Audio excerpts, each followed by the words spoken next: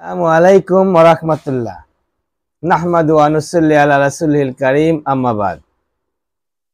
আল্লাহ পাক মহান রব্বুল আলামিন আমাদেরকে অত্যন্ত ভালোবাসেন, আমাদেরকে অত্যন্ত স্নেহ করেন, কিন্তু সেটা আমরা বুঝি না।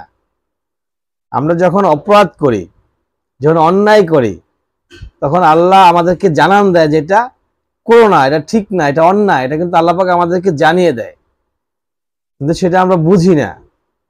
কিভাবে জানায়? যখন আমরা কোনো অপরাধ করি, কোনো অন্যায় করি, তখন আমাদের হার্টবিট বেড়ে যায়, আমাদের আত্মা দুক দুক দুক দুক করে, কেমন যেন টেনশন টেনশন কাজ করে, কেমন যেন একটু ভয় ভয় কাজ করে। কেন করে এটা? এটা করে হচ্ছে যে আল্লাহ পাক বুঝাচ্ছেন যে এটা অন্যায় হচ্ছে, এটা খারাপ কাজ, এটা ভালো না, এই কাজটা তোমরা করো না। তারপরও আমরা করে ফেলি। আমরা বুঝি না যে আল্লাহ আমাদেরকে সিগন্যাল দিচ্ছে, এই সিগন্যালটাকে অগ্রাহ্য করে, অমান্য করে আমরা অন্যায়টা করে ফেলি।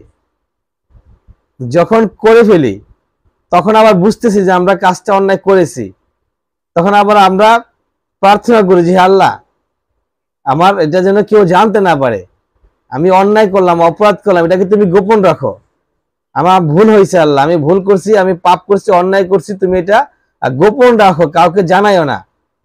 আল্লাহ কিন্তু আমাদের দোয়া কবুল করে নেয়।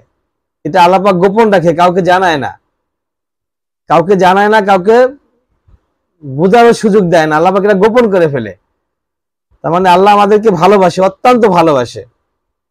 আমরা যতই অপরাধ করি, যতই অন্যায় করি, যতই খারাপ কাজ করি, তারপরে যদি আমরা ক্ষমা প্রার্থনা করি, আল্লাহর কাছে মাপ চাই, আল্লাহর কাছে প্রার্থনা করি, আল্লাহ ভুল হয়ে গেছে, আপনি ক্ষমা করে দেন, আল্লাহ কিন্তু আমাদেরকে ক্ষমা করে দেয়। কিন্তু আমরা সবাই কিন্তু আবার ক্ষমা চায় না।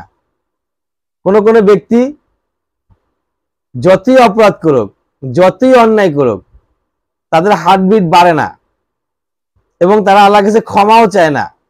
তারা এটাকে সহি মনে করে, অপরাধটাকে আল্লাহ সহি মনে করে, এবং তাদেরকে আল্লাহ পাক ছেড়ে দিয়েছেন, করো তোমরা যত পারো, তোমরা যত পারো করো, তোমাদেরকে ধরবো সেই তখন যখন অন্তিম মুহূর্ত চলে আসবে, মৃত্যুর পরে, মৃত্যুর সঙ্গে সঙ্গে তোমাদের পানিশমেন্ট শুরু হয়ে যাবে।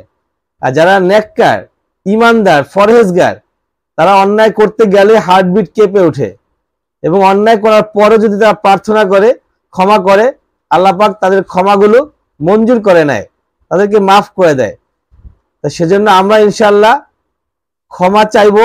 যদি কোনো অপরাধ হয়ে যায়, চেষ্টা করব অপরাধ না করার জন্য, 5 ওয়াক্ত নামাজ পড়বো, রোজা রাখবো, দান সদকা করব, এবং সর্বদাই হর হামেশা চেষ্টা করব আল্লাহর আনুগত্য স্বীকার করার জন্য, আল্লাহর দ্বীনটাকে দুনিয়াতে প্রতিষ্ঠা করার জন্য, কায়েম করার জন্য আমরা চেষ্টা করব। ওয়া আখির দাওয়ানা আলহামদুলিল্লাহি রাব্বিল আলামিন।